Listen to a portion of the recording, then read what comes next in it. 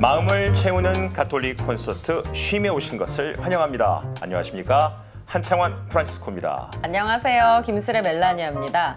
교수님, 네. 아이들은 하루에 400번이나 하는데 우리 어른들은 15번 정도밖에 하지 않는 게 있습니다. 뭔지 아시겠어요?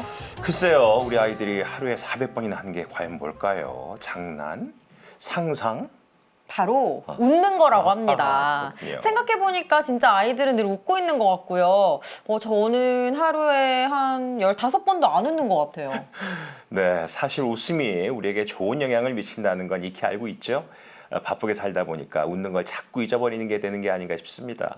그래서 웃는 것도 연습이 필요하다고 합니다. 양손으로 이렇게 입꼬리를 올리기만 해도 오호. 우리 뇌는 진짜 웃는 거라고 생각하고 행복할 때 나오는 호르몬을 분비한다고 하니까요. 웃는 연습 많이 해야겠어요. 그래요. 자, 그럼 오늘 우리를 미소 짓게 만들어줄 책 소개해 주실 분 만나봐야죠. 화면으로 먼저 보시겠습니다. 어떤 순간에도 부활을 믿어야 한다고 말하는 사람. 복잡하고 분주한 세상을 살아가느라 삶의 의미와 목적을 잃어버린 이들의 마음을 어루만지는 글을 쓰고 있는 분. 최대환 세례자 요한 신부. 1998년 사제품을 받고 독일 뮌헨 예수의 철학대학에서 공부했던 그는 의정부교구 정발산 본당 주임사제를 역임한 뒤 가톨릭대학교 신학대학 신학원 상주사제로 철학 과목의 강의와 신학생 양성을 담당했다. 현재 대신학교에 소속돼 지성교육 담당과 의정부교구 신학생 지도를 맡고 있으면서 가톨릭 평화방송 라디오에서 최대한 신부의 음악 서재를 진행하고 있는 최대환 세례자 요한 신부를 만난다. 안녕하세요. 안녕하세요. 네, 안녕하세요. 네, 안녕하세요. 반갑습니다. 네. 초대해 주셔서 감사합니다. 반갑습니다. 신부님 앞서 영상에서도 소개가 됐지만 네. 최대한 신부님은 우리 교회뿐 아니라 또 네. 교회 밖에서도 유명한 분이시잖아요. 아, 그런가요? 네, 2019년에 출간된 네. 책이죠. 당신이 내게 말하려 했던 것들이 꽤 화제를 모았었죠. 네, 뭐 아무튼 뭐 그때 제가 그 개인 저서로 낸 첫 번째 책인 셈인데요. 의외로도 과분하게 관심을 많이 가져주셔서 저도 아주 신선한 체험을 했습니다. 그 책 덕분에. 그래서 네. 조금 이름이 알려진 모양이네요. 네. 신부님을 소개한 수식어가 네. 꽤 다양합니다. 철학하는 신부, 예술을 읽는 신부, 그리고 현재 라디오 방송도 진행하고 계시니까 네. DJ 신부. 네.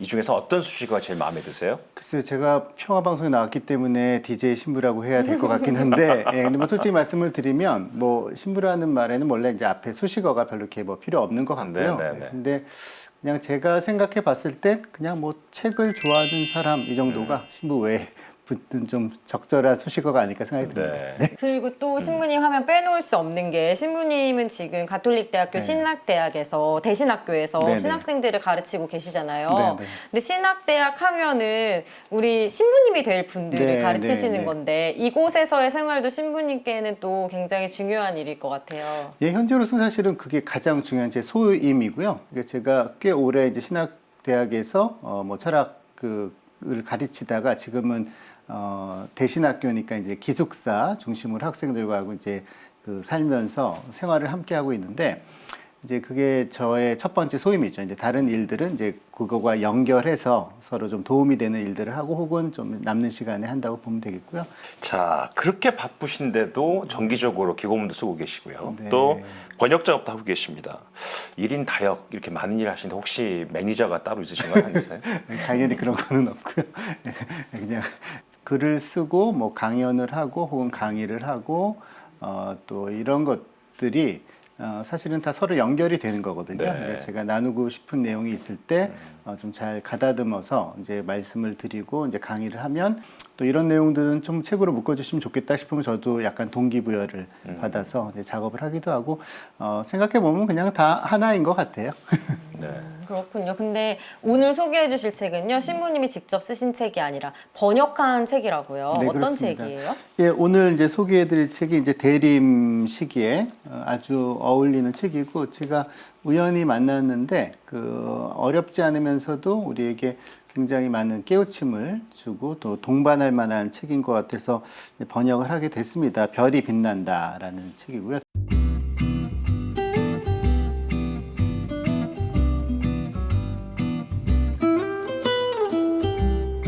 제목만 봐도 대림과 성탄을 보내는 우리에게 참 필요한 책이다 이런 생각이 듭니다. 자, 제목에서 말하는 별, 예수님의 탄생을 예고했던 그 별을 의미하는 그렇죠. 걸까요? 이 책이 가지고 있는 되게 어떻게 보면 좋은 차관점이 이 책을 읽다 보면 2000년 전에 그 동방 박사가 발견해서 그 길을 떠나게 했던 그 별이 사실 오늘날 우리가 권태에 빠져 있거나 뭐 이럴 때 갑자기 이렇게 사는 것보다 훨씬 행복한 삶이 있구나 하고서 우리를 이제 일으키게 하고 희망을 불러일으키게 하는 그런 어떤 우리 내면에서 빛나는 별하고 똑같다는 거거든요. 다름 아니라 예수님의 목소리, 예수님의 부름이죠. 이 저자 이름이 자카리아스 하이에스. 네. 참 어려워요. 그렇죠? 네, 맞습니다. 그래서 사실 이게 독일 친구, 저도 이거 책을 번역하면서 이거를 독일어로 몇 가지로 번역될 수 있어서 독일 친구한테 한번 물어봤더니 이런가 뭐 이렇게 갸우뚱하던데, 분도회, 그러니까 독일 분도회 수사 신부님이시고요. 그러니까 제가 이 책을 번역하면서 흥미로웠던 게 하나가 아무튼 저랑 좀 비슷한 연배시더라고요. 그러니까 이제 이분도 이제 대학 공부를 하다가 이제 성소를 느껴서 그 수도원을 좀 그 수련기 보내면서 좀 갈등을 하셨던 것 같아요. 갈등할 시기에 이제 성지순례를 떠나려는 마음을 이렇게 먹게 된 게 이제 젊은 시절이죠, 이분. 그러니까 한 20년 전쯤에. 그러다가 이제 이 책을 쓸 때는 그때 그 시절의 체험이 너무 인상적이셨던 거죠. 그래서 그거를 대림 시기를 보내는 우리들의 마음에 이제 어떻게 보면 다시 끌어와서 20년 전의 기억을 오늘날 신앙인의 하루하루의 삶과 이제 연결을 시켜서 쓰셨습니다. 근데 신부님도 이 독일에서 공부하셨다고 들었어요. 네. 뭐 특별히 이 책의 어떤 점에 반해서 번역을 해야겠다 결심하셨어요? 가톨릭 출판사에서 그 이제 1년에 한 번씩 프랑크푸르트 북페어가 있잖아요. 그렇습니다. 그 도서 박람회. 거기 가면은 이제 그 독일어권의 좋은 이제 신간 가톨릭계 서점들을 책들을 이렇게 쭉 좀 가져오셨더라고요. 그래서 좀 그거를 저한테 한 여러 권의 책을 이제 좀 보내주시면서 이 중에 한번 번역하면 좋지 않을까라는 책을 좀 골라달라.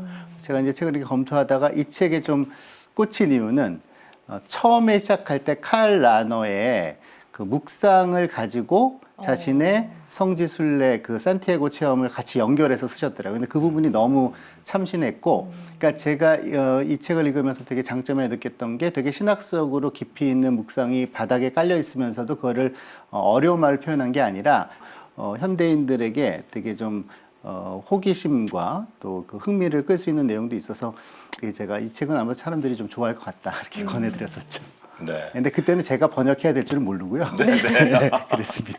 운명처럼 책은 다가온다고 하니까요. 네. 그때 사실은 그거를 이제 소개를 해드려서 책을 내시면 좋겠습니다 했는데 역자를 구하지 못해서 저한테 해달라고 제가 사실은 그때 여름에 휴가 겸 오스트리아에서 한 달 정도 뭐 공부도 하고 제 작업도 하려고 준비하고 있을 때 이제 부탁을 받았어요. 근데 소개한 죄로 번역까지 하게 됐죠. 네. 자, 그럼 여기서 우리 쉼쉼 책방의 베드로 신부님은 이 책을 어떻게 보셨을까요? 한번 함께 가보시죠.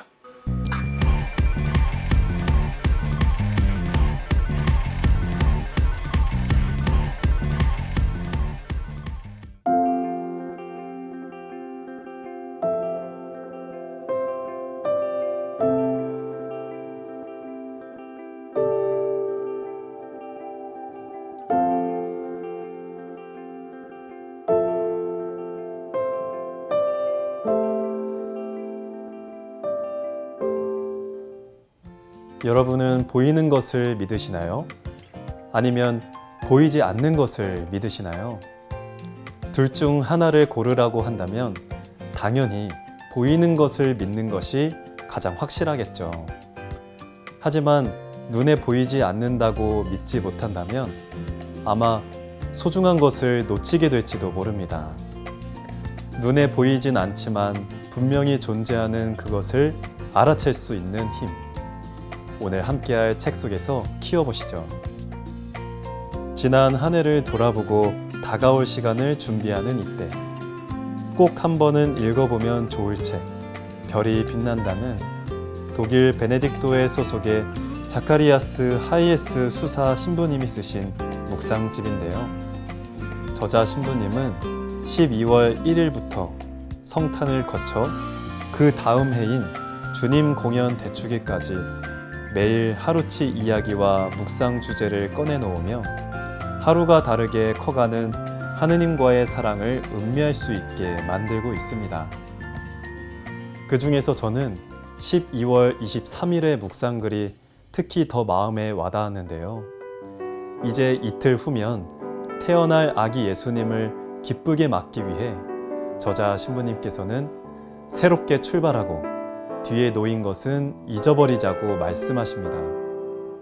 사실 12월은 한 해를 마무리하는 시점이기도 하지만 예수님의 탄생이 예고되어 있는 새로운 미래를 준비하는 때이기도 하죠.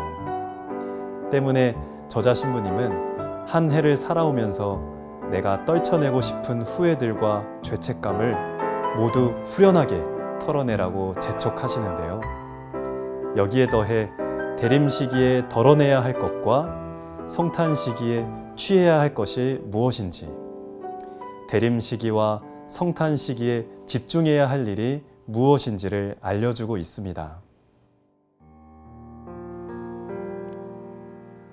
나의 뒤에 있는 것을 잊는 것에는 다른 이가 과거에 나에게 가한 것만이 아니라 내가 나 자신에 대해 잘못한 것, 또한 내가 나의 마음을 따르지 않은 것과 적절한 정도를 넘어 과하게 일하고 나의 건강을 해친 것도 포함되며 내가 다른 이들에게 시간을 내주지 못할 정도로 일에만 틀어박혀 있던 것도 포함됩니다. 나는 나 자신을 용서해야 하며 이로써 새롭게 시작할 수 있습니다. 이것이 구유에 누워 계신 아기에게서 나오는 복음입니다. 당신의 죄는 용서받았으며 당신에게 짐처럼 얹어진 것들은 다 잊혀졌습니다. 복음 저자들이 전해주는 예수님의 구세사에서 특별히 분명한 것은 다음과 같습니다. 예수님은 사람들에게 향하시고 용기를 주시며 그들의 삶에 들어오십니다. 그분은 그들의 불구가 된 몸과 멀게 된 눈을 치유하시고 그들의 등에서 무거운 짐을 덜어주십니다. 그리하여 다시금 온전히 걸을 수 있게 하십니다.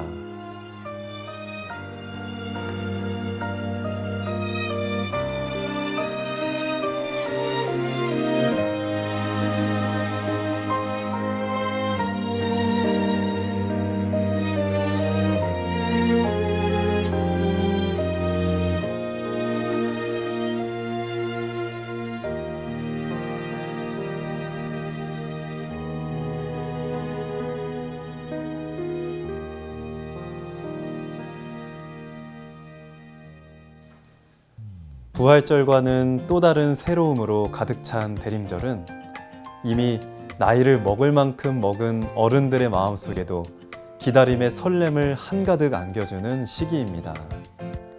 산타클로스의 존재를 믿지 않게 되었지만 그래도 받게 될 성탄절의 선물처럼 이번 대림절도 그렇게 가슴 두근대며 기다릴 수 있었으면 좋겠습니다. 신부님, 질문이 하나 있습니다. 대림 시기는 바쁜 연말에 가려서 그냥 지나쳐버리기 쉬운 것 같은데요. 교우들이 이 시기를 놓치지 않고 의미 있게 보내려면 어떻게 이 시기를 보내야 할까요? 신부님만의 노하우를 알려주세요. 예, 제 노하우라고 얘기를 할 수도 있겠고요. 아니면은 저도 결심을 한 그러한 내용이라고 할 수 있겠는데, 제가 독일에 있을 때 좀 되게 신기했던 것 중에 하나가 대림절 달력을 아이들에게 다 선물을 하시더라고요. 근데 그게 뭐냐면 매일매일을 의식을 하고 살아라라는 거죠.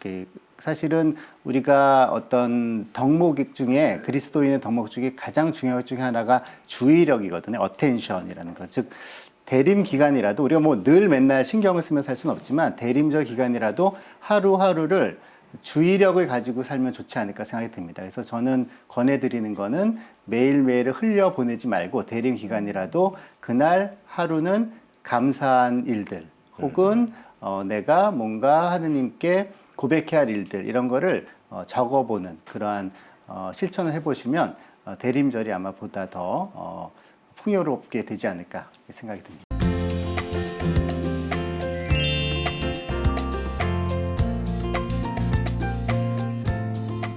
자, 그럼 책 속으로 한 걸음 더 들어가 보겠습니다.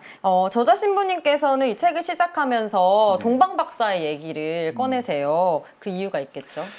우리가 그 신앙의 출발점이 뭘까 생각하면 사실은 뭐 여러 가지를 얘기할 수 있겠죠. 우리가 뭐 부모님께로부터 신앙을 또 전수받고 하니까 이제 들음이라는 게 보통 이제 신앙의 시작이라고 하는데, 또 우리가 또 한편으로는 내가 부모님께 전수받은 신앙이라 하더라도 이제 성인이 되고 나이가 들고 이 신앙이 나의 것이 돼야 되는 그런 시기들이 있잖아요. 그때 사실은 가끔은 홍역을 치르기도 하고, 정말 내가 신앙이 이렇게 중요한 것인지, 그때 비로소 이것이 부모님이 나한테 전수해 주신 신앙이기도 하지만 동시에 정말 신앙이 나의 것이구나라고 느끼게 해주는 그 출발점이 다름 아니라 이제 갈망이라고 볼 수 있겠습니다. 그러니까 내가 인생에서 정말 그 갈망하는 거, 바라는 거, 나를 이끄는 거, 이것이 바로 예수님이 나를 사랑해 주는 그 안에서 해결이 되는 것이고, 그 안에 어떻게 보면 자리를 잡고 있는구나, 이거를 느낄 때 신앙이 나의 것이 되는 거거든요. 그러니까 세상에 우리가 살다 보면 이제 소소한 즐거움들이 많잖아요.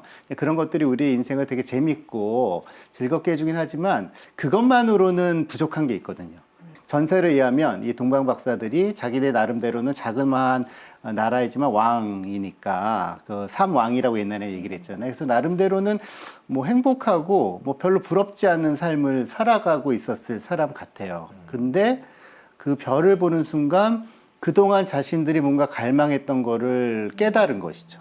즉 진리를 찾아가고 뭔가 선을 추구하고, 그리고 뭔가 정말 하느님을 만나고, 현대인들에게 뭐 심지어 신앙을 가지고 있지 않은 사람이라 하더라도 보람 있는 삶이 무엇인가, 이걸 위해서는 사실은 큰 갈망이 필요하거든요. 큰 갈망을 따를 그러한 용기, 이게 사실은 현대인들에게 많이 부족할 수가 있습니다. 네. 풍요로운 사회를 살면서. 그래서 그것이 이 동방 박사가 오늘을 살아가는, 이 소비사회를 살아가는 모든 사람들에게 하나의 귀감이 될 수 있다 생각이 들어서 아마 이 저자가 동방 박사로부터 이야기를 풀어가지 않았나, 저는 나름대로 그렇게 생각을 했습니다. 네. 자, 근데 목차를 쭉 보면은요, 이 책이 전하고자 하는 메시지가 더 확실하게 눈에 보일 수 있습니다. 12월 1일부터 1월 6일까지 우리 교회에서 아주 의미 있는 기간이죠. 네, 그렇죠. 대림 시기를 이제 관통하면서 이제 대림 시기와 성탄, 그리고 이제 한 해를 넘기는, 그러니까 대림과 성탄과 또 1년의 시작은 말하자면은 한 해를 교회력적으로나 혹은 세속의 시간에서나 다 시작하는 시간이잖아요. 그러니까 이제 이 신부님께서 이 성지순례하는 본인의 산티아고 여행, 그 성지순례와 대림의 여정을 같이 이렇게 교차를 시키고 있는데, 그것이 주는 메시지가 그런 것 같습니다. 아무튼 우리가 이 성지순례라는 거는 내면을 정화시키는 것이죠. 그리고 내 안에 있었던 여러 가지 뭐 슬픔과 또 나 자신에 대한 어떤 실망과 또 다른 사람에 대한 분노와 뭐 여러 가지 부정적인 것들, 또 한편으로는 또 감사한 일도 있었을 것이고, 그런 것들을 잘 매듭을 짓고 이제 다시금 새로운 출발을 하는 이제 그러한 여정인 것이죠. 그래서 대림 시기는 예수님을 기다리는 시기이기도 하지만 다시금 예수님과 함께 새로운 출발을 하는 시기이기도 하거든요. 그래서 한 해를, 또 자신의 인생을 또 새롭게 시작을 해보자라는 그러한 의미에서 그 대림 시기와 본인의 어떤 성지순례 체험을 같이 연결을 시켰다고 생각합니다. 그렇군요. 자, 그러면 12월 1일부터 우리 출발을 해보겠습니다. 네. 네, 이날은 이제 대림 달력의 창문을 열 수 있는 네. 날이라고 소개하고 있는데, 대림 시기에 달력의 창문을 연다. 우리에겐 조금 생소한 표현이지만 미국이나 유럽에서는 흔히 볼 수 있다고요. 네. 아직은 저희 것이 되진 않았지만 제가 개인적으로는 굉장히 의미 있고 좀 부러운 풍습 중에 하나였습니다. 왜냐하면 대림 때부터 벌써 이렇게 설레는 마음을 갖는 거죠.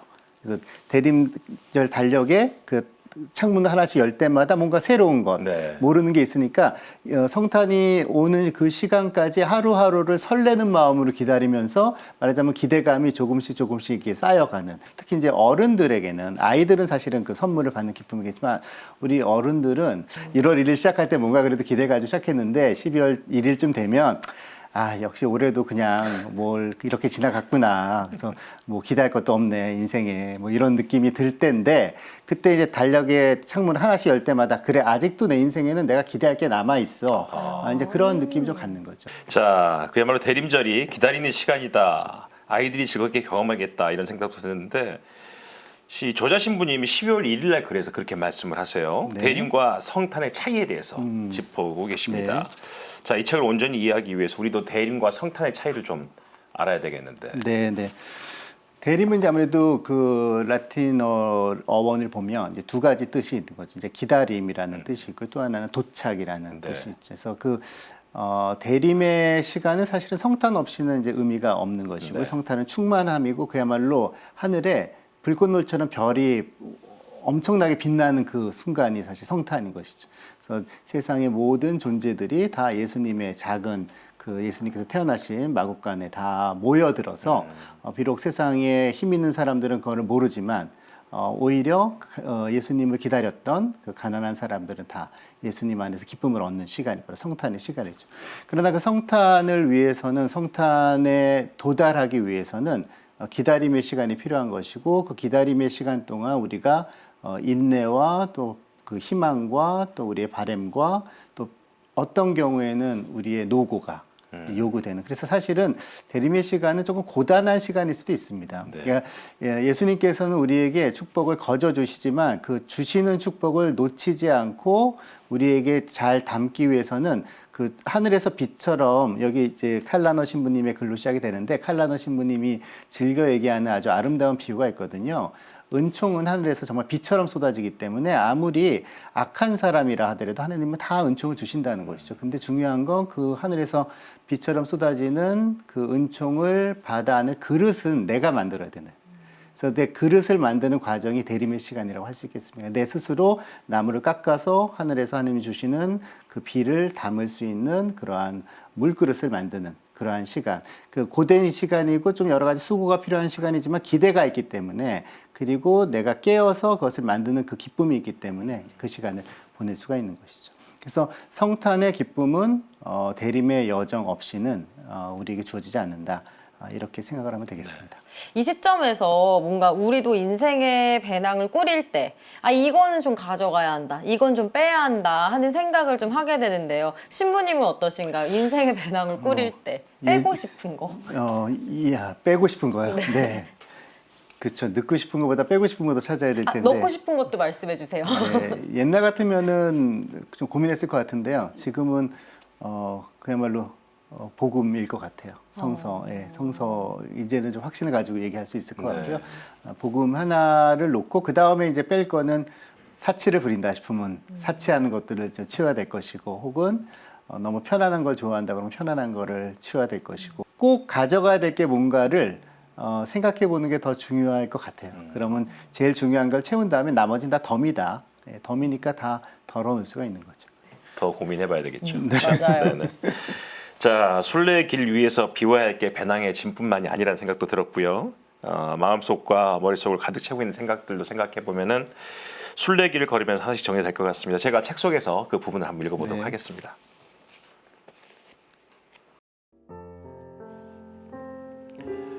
내가 이렇게 사는 것이 맞는 것일까? 혹은 내가 갈망의 자취를 따라가고 있는 것일까? 그 답이 어떻게 드러나는가에 따라서 우리가 할 일이 분명해집니다.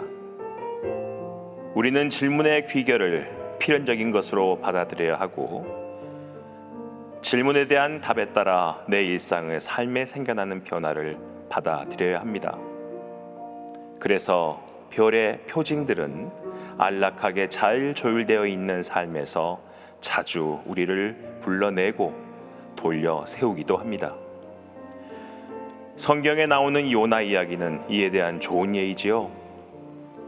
요나는 길을 떠나 하느님의 예언자로서 소명을 다하라고 부름받았습니다. 이는 결코 쉬운 과업이 아니었습니다. 요나는 니네베라 불리는 도시를 회개로 이끌고 하느님에게로 마음을 돌려 이에 합당한 삶을 살도록 촉구해야 했습니다. 요나는 처음엔 이 사명을 행할 의욕이 전혀 없었지요. 요나가 이를 거절하고 사명에서 도망쳤을 때 40날을 고래 뱃속에서 지내야 했습니다. 고래가 요나를 무태 토해낼 때까지 말이지요. 그리고 나서야 요나는 자신의 사명을 따랐습니다. 고래의 어두운 뱃속은 우리 스스로 웅크리고 있는 어두운 동굴에 대한 비유를 하겠습니다. 우리는 무엇인가 불편하며 강요된 듯 느껴질 때 이와 같은 태도를 갖게 되는 것을 경험합니다. 그럼에도 우리가 우리에게 빛을 비추는 표징과 갈망을 온전히 따르는 것은 그럴 만한 가치가 있습니다. 왜냐하면 표징과 갈망은 우리를 더 깊고 진실한 모습으로 이끌기 때문입니다. 우리가 진정 누구이며 우리의 인생은 무슨 목적을 지니고 있는지를 깨닫도록 돕기 때문입니다.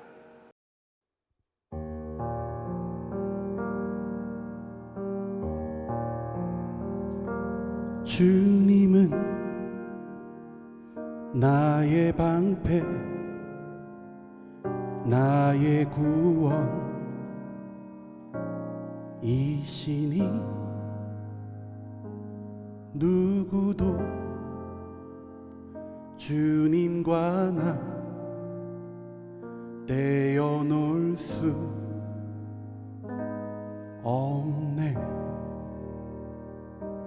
주님은 나의 반석,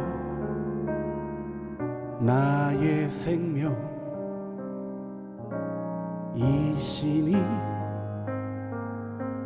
누구도 주님과 나 떼어놓을 수 없네.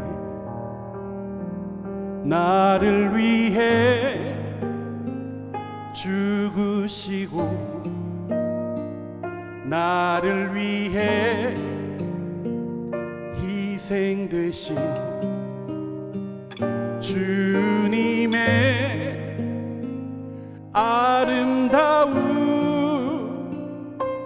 사랑,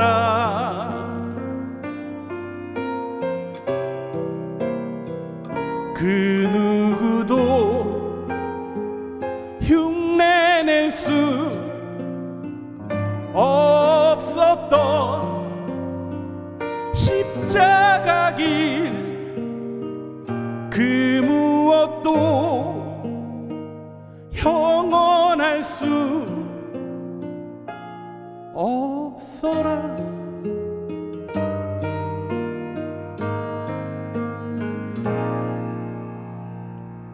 주님은 나의 방패, 나의 구원이시니 누구도 주님과 나 떼어놓을 수 없네. 나를 위해 죽으시고 나를 위해 희생되신 주님의 아름다운 사랑,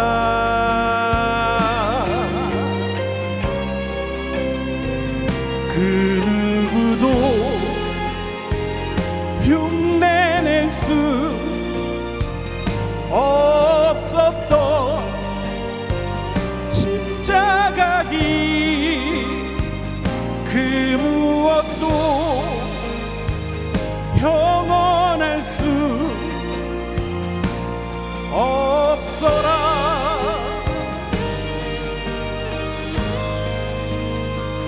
그 무엇도 형언할 수 없어라.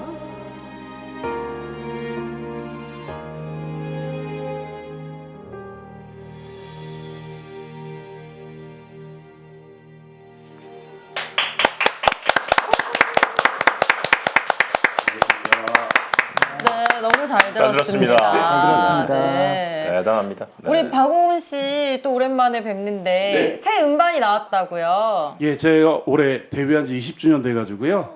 기념으로 해서 예전에 냈던 음원 중에 많이 알려지지 않았지만 저에겐 좀 의미가 있는 그런 곡 두 곡으로 해가지고 발표했습니다. 축하드립니다. 감사합니다. 제주도에서 별별 미사를 하신다고 예. 들었는데요. 별별 미사가 어떤 미사예요? 작년 7월부터 제주교구에서 그때는 이제 코로나 시기였기 때문에 제주에 오신 우리 관광객 순례객들이 미사를 못 보고 올라가시는 경우가 너무 많았고, 그래서 교구장님께서 야외에서 미사를 좀 간격을 두고 시작해라 해가지고 별을 바라보면서 특별한 하느님과의 약속을 되새기는 별별 미사를 하자 해가지고 지금 매주 토요일마다 저녁 8시에 이시돌 피정센터 앞에서 지금 별별 미사하고 있어요. 네. 별처럼 반짝반짝 빛나는 박우근 씨 무대는 또 이따가 계속해서 만나보실 수 있으니까요. 끝까지 기대해 주세요. 오늘 고맙습니다. 고맙습니다. 감사합니다. 네. 신부님께서는 혹시 산티아고 순례길을 가보셨습니까? 그 질문을 하실 것 같긴 했는데요. 네네. 사실은 저도 아직 안 가봤습니다. 예. 네, 그래서 저도 뭐 그냥 아직은 버킷리스트에 있는. 네. 근데 다녀오신 분들 얘기를 들으면 그 길이 그렇게 생각보다 마냥 행복하지만은 않아서 너무 무척 힘들어서 힘들대. 네. 중간에 포기하고 싶다고 생각한 적도 많다고 하던데 이 저자 신부님도 중간에 포기할까 하는 경험을 하셨다고요. 네, 뭐 근데 대부분이 일단 육체적으로 한계들이 꼭 오나 봐요. 그러니까 예를 들면 그냥 건강한 성인 남자를 하더라도 예를 들면 발이 붓는다던가 이러면은 사실은 방법이 없고, 걷다가 이런저런 상념에 빠지면서 오히려 어느 시기에는 걷는 와중에 좀 더 마음이 좀 옛날 기억 때문에 힘든 순간들도 오고 뭐 그런 모양입니다. 그럴 때는 이 저자께서도 좀 힘들다, 여기서 멈춰서 그냥 돌아갈까 뭐 이런 생각이 왔었다고 얘기를 하시네요. 근데 저자 신부님 글을 보면은 난관에 부딪혀서 돌아가는 그 의미도, 돌아가는 길도 의미가 있다 이렇게 맞습니다. 말씀하셨어요. 네. 거기 저도 인상적이었는데 갔다 어느 순간에 어떤 길을 가다가는 저 길을 잘못 드신 적도 있으신 것 그렇죠. 같아요. 이제 그럴 때는 한참을 되돌아와야 되는데 이게 얼마나 싫겠어요. 네. 그런데 맞아, 가면서는 내가 미처 못 봤던 거를 또 뒤로 돌아오면서는 또 이렇게 새롭게 보네 하면서 모든 길에는 심지어 잘못된 길을 갔다가 그거를 거듭해서 돌아오는 길조차도 다 의미가 있구나, 이런 깨달음을 하신 것 같습니다. 네. 그리고 길을 떠나는 것도 중요하지만 길에서 머무는 것도 중요하다고 말씀하시죠. 신앙인의 본질을 얘기하는 여러 수식어 중에, 표현 중에 굉장히 아름다운 표현 중에 하나가 이제 호모 비아토르, 여행자인 인간이란 말이 있거든요. 인간은 순례자다. 이제 순례자의 특징이 그렇다고 합니다. 첫 번째로는 일단 순례자는 목적지가 있다. 산티아고도 이제 산티아고란 목적지가 있고요. 신앙인도 하느님께로 가는 목적지가 있는데, 여행자의 혹은 순례자의 또 하나의 특징은 그 길을 또 사랑한다라는 거죠. 그래서 도착한 것도 물론 중요하지만 도착하는 가운데 때로 머물고 혹은 때로 시간을 지체하면서 내가 머무고 있는 그 길가에 있는 것들을 바라보고 거기에서 또 기쁨을 얻는 거, 혹은 그것에 대해서 감사하는 거 역시 완주하는 것만큼이나 인생에서 큰 의미가 있다라고 얘기할 수 있겠고요. 그런 면에서는 우리가 순례의 길을 가면서 그냥 그 목적지만 바라보고 가는 것이 아니라 주변에 있는 들꽃에 혹은 뭐 작은 돌 하나에도 마음을 주는 거는 참 의미 있는 것이라고 생각이 듭니다. 맞습니다. 자, 저자 신부님께서 돌아가고 싶을 때도 있었고요, 주저앉고 싶을 때도 있었다, 이런 말을 많이 하시는데, 포기하지 않을 수 있었던 거는 바로 자신의 목표에 대한 확신이 있었다, 네, 이렇게 네. 말씀하십니다. 신부님께서는 확신은 어떻게 의미할 수 있을까요? 저는 확신은 뭘까 이제 생각을 해보면 역시 만남인 것 같아요. 그러니까 만남이 있을 때 우리가 확신을 갖게 되는 것 같습니다. 예를 들면 내가 어떤 사람에도 확신을 갖는 건 그 사람과 만남하면서 그 느낌이 있잖아요. 그리고 만남이 나한테 주는 그 어떻게 보면은 영감, 또 어떻게 보면 신뢰. 그러니까 만나보지 않은 사람을 우리가 확신을 할 수는 없잖아요. 그렇죠. 아무리 그 사람의 프로필이 좋고 또 여러 가지 들리는 소문이 좋다 하더라도 직접 만나보지 않고 그 사람을 100% 확신할 수는 없는 거니까, 마찬가지로 여기서는 이제 신부님께서 결국은 이 길을 완주를 했는데 이 완주라는 길은 결국 하느님께로 가는 길이죠. 결국은 예수님과의 만남이 있을 때만 우리가 신앙인으로서 확신을 가지고 예수님의 길을 걸어갈 수 있는 거잖아요. 결국은 제가 보기에는 인간에게 확신을 주는 건 만남밖에 없지 않나 생각이 듭니다. 그래서 만남이 있는 곳에 신뢰도 자라나고 그럴 때 우리가 확신도 얻게 되는 거겠죠.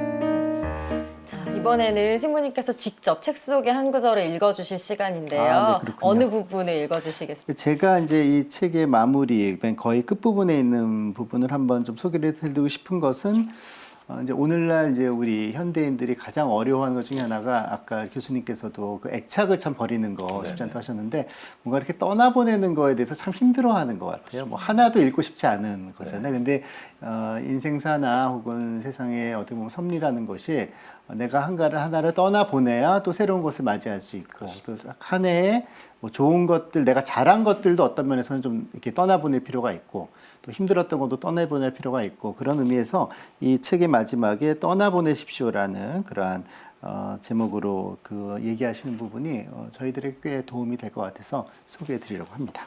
네, 그러면 이제 한번 들어보도록 하겠습니다.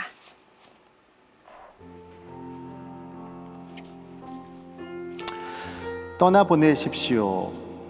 이 말에 숨겨진 것은 내가 무엇인가를 떠나보내는 데에 적극적이고 의식적이며 온 힘을 다해 동의한다는 것입니다. 떠나가도록 하는 것들은 그것이 나에게 짐이 되고 나를 힘겹게 할 것이라고 스스로 감지하는 것들이거나 길을 걷는 중에 나에게서 떠나갔고 또한 내가 그렇게 떠나가야만 했던 것에 어떤 영향도 끼칠 수 없는 것들이었습니다. 떠나보내는 것에 동의하고 받아들이는 것은 매우 큰 치유의 힘이 있습니다. 이것은 내 길을 위한 배낭이 너무나 무거워졌고 길 위에서 힘이 소진되거나 그 짐이 나에게 과한 것이 될 위험이 있기 때문에 내가 더 이상 가지고 가거나 버티어낼 수 없다는 것을 의미합니다. 여기에 옛것들이 숨겨진 채로 남아있거나 이미 다 끝난 것에 고착되거나 아니면 왜 이런저런 일들이 하필 나에게 일어나야 했는가를 끝없이 물어보게 되는 위험이 있기도 합니다. 결국 여기서 문제가 되는 것은 자기 자신과 자신의 인생사와의 화해입니다. 나를 위해서 그리고 내가 마침내 나 자신과 하느님과 평화로이 살기 위해서 그리고 운명이 자신에겐 너무나 부당했다면서 모든 이와 불화하며 끝없이 투덜대는 그러한 불평꾼이 되지 않기 위해서 말입니다.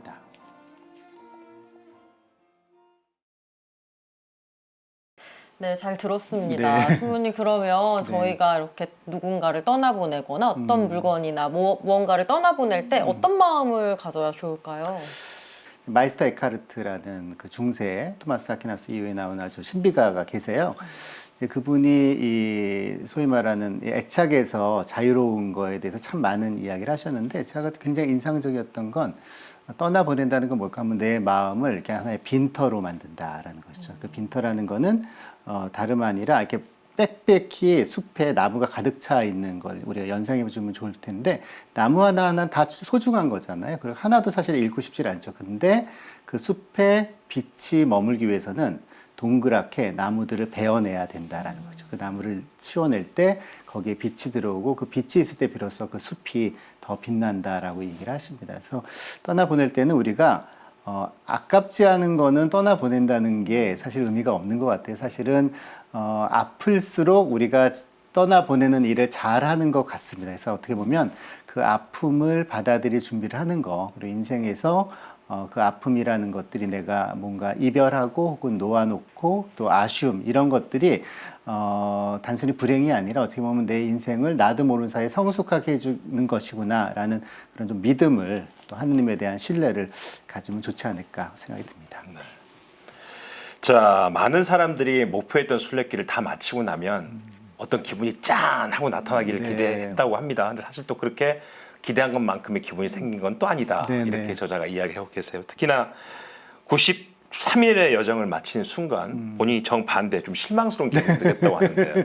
예. 네, 저도 그거 읽어보면서, 근데 그 사실 우리가 엄청 기대한 데 갔다가 끝나고서, 그러니까 뭐 안 좋은 건 아니었는데, 그렇죠. 저는 또 그런 책을 많이 한 게 아주 너무나 저를 빨려들게 한 무슨 문학 작품 같은 거를 읽고 나서 정말 세상이 완전 달라진 것 같거든요. 근데 문 밖에 딱 나가면 똑같아요.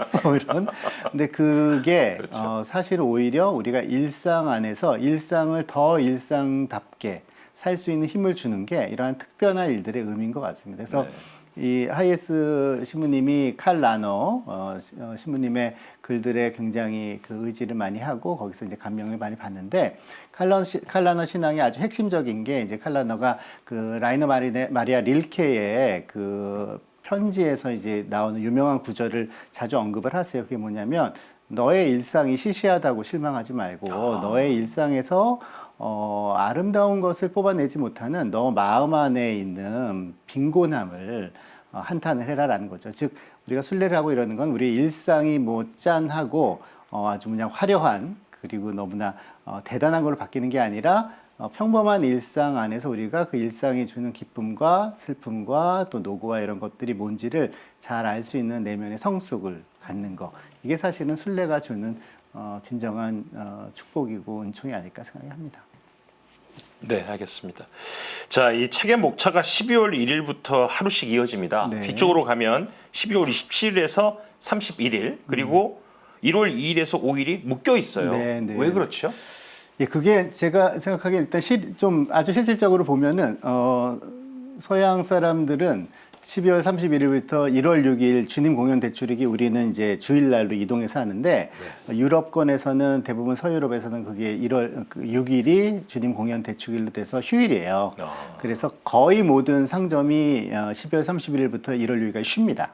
그러니까 말하자면 모든 사람이 휴가를 하는 그래서 한 해를 마무리하고 새해를 준비하는 그러한 어떻게 보면은 휴식과 새로운 출발과 그래서 해가 넘어가는 시간 이렇게 표현을 여기서 하고 네. 있는 거죠. 그래서 그거를 일주일 정도는 지나간 해에 대한 여운, 우리가 놓아버린 것 또 화해한 지난 한 해에 대한 어떤 그 여운이 있을 거 아니에요. 그 여운을 좀 새기고 또 새로운 한 해에 대한 기대도 내 안에서 이제 잘 준비를 하고 이제 출발점에 설 때까지 한 일주일 정도의 시간은 이제 필요하다. 그런 면에서는 그 12월 마지막 날부터 그 질베스터부터 다음에 주님 공연 대축일까지 보통 묶어서 이제 그러한 진정한 쉼의 시간으로 이야기를 하는 것이죠. 신부님께서 또 준비하고 계시는 다른 책이 있다고 들었습니다.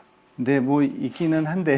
글쎄 뭐 몇 개 이제 하고 있습니다. 그래서 첫 번째로 지금 뭐 빨리 좀 하려고 하는 거는 지난번에 평화 방송에서 또 기회가 돼서 미리 그 철학자 3명의 그 영성을 좀 소개한 게 있었는데 그거를 좀 묶어서 뭐 일반 신자분들도 좀 읽을 수 있을 정도로 좀 책을 쓰고 싶은 게 있고요. 그리고 신앙생활을 저도 신앙인으로서 뭐 사제 이전에 신앙인이니까 신앙인으로서 또 그리고 사제로서 또 신학생들을 만나는 그런 소임을 갖는 사람으로서 그리고 이제 책을 읽고 뭐 음악을 듣고 또 자연을 느끼고 뭐 이런 것들을 모아서 나름대로 그냥 써놓던 글들을 좀 갈무리하는 정도입니다.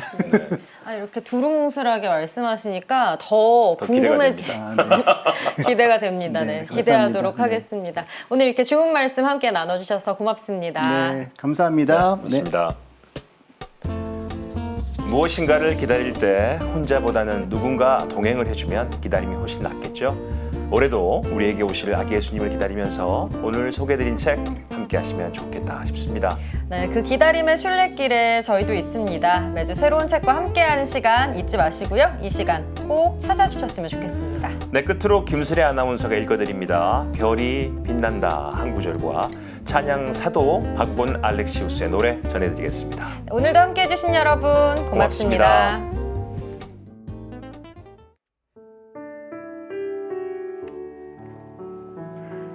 거대한 세상 안에서 한편으로는 우리가 속한 작은 세계 안에서 우리는 수많은 어려움과 난관을 만나고 체험합니다. 그 모든 어려움 안에서 빛나는 별을 보는 것은 우리에게 늘 쉬운 것은 아닙니다. 별은 저 지평선 아래로 사라져버리거나 멀리 가버린 듯하고 아니면 꺼져버린 듯합니다. 기껏해야 우리보다는 삶에서 훨씬 운이 좋은 사람들에게나 보이는 것일지도 모릅니다. 그러나 위에서 말한 전설은 다른 진실을 전해줍니다. 베들레헴의 별은 수천 수만 개의 별의 조각으로 폭발하였고 그것들은 수많은 사람들 위로 떨어져 그곳을 빛내고 있습니다. 모든 이들에게 오늘날 이 세상 어디에서 성탄의 신비가 발생하고 하느님이 사람으로 태어나시며 성탄의 빛이 빛나는지를 가리켜 줍니다. 사랑이 살아있고 선사되는 어디에서나 하느님은 사람이 되십니다. 바로 그러한 곳에서 오늘날에도 베들레헴의 별은 여전히 빛납니다. 바로 그러한 곳에서 별은 오늘날에도 볼 눈을 가진 사람들에게 보입니다.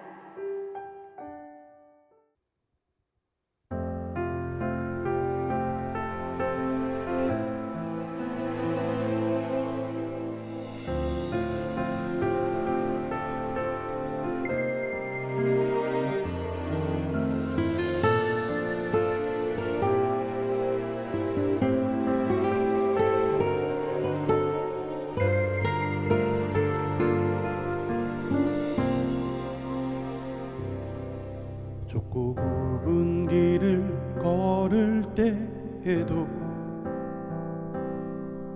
높고 험한 산을 넘을 때에도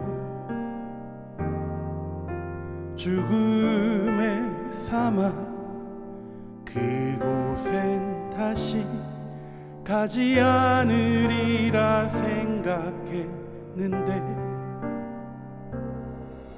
메마르고 지친 나의 몸과 마음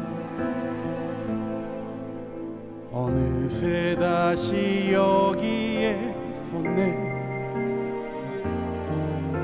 무더위와 추위 몰아치는 모래바람에 주님을 잃고 헤맸네.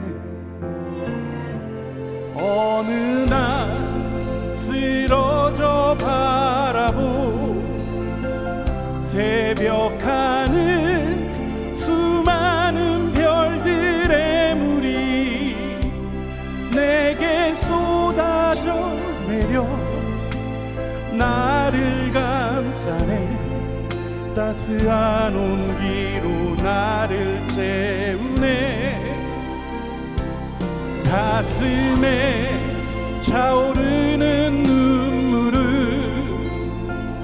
잊었던 주님의 약속을 기억해 하네. 내게 새 힘 주시어 다시 살게 하시는 주님께 감사하리라.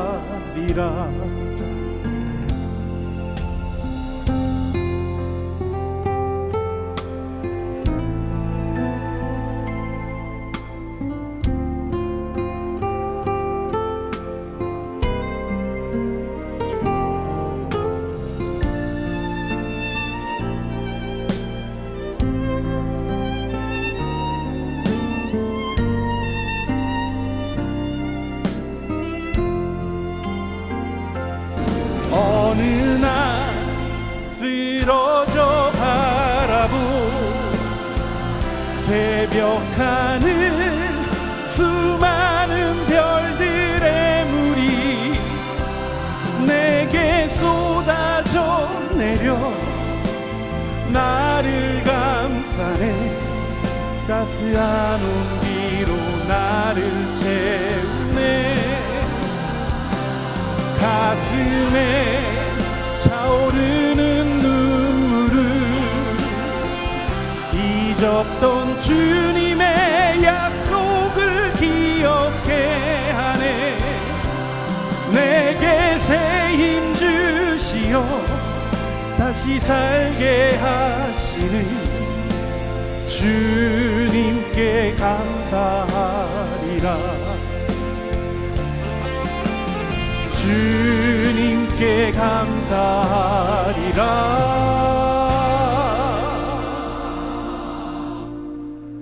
주님께 감사하리라.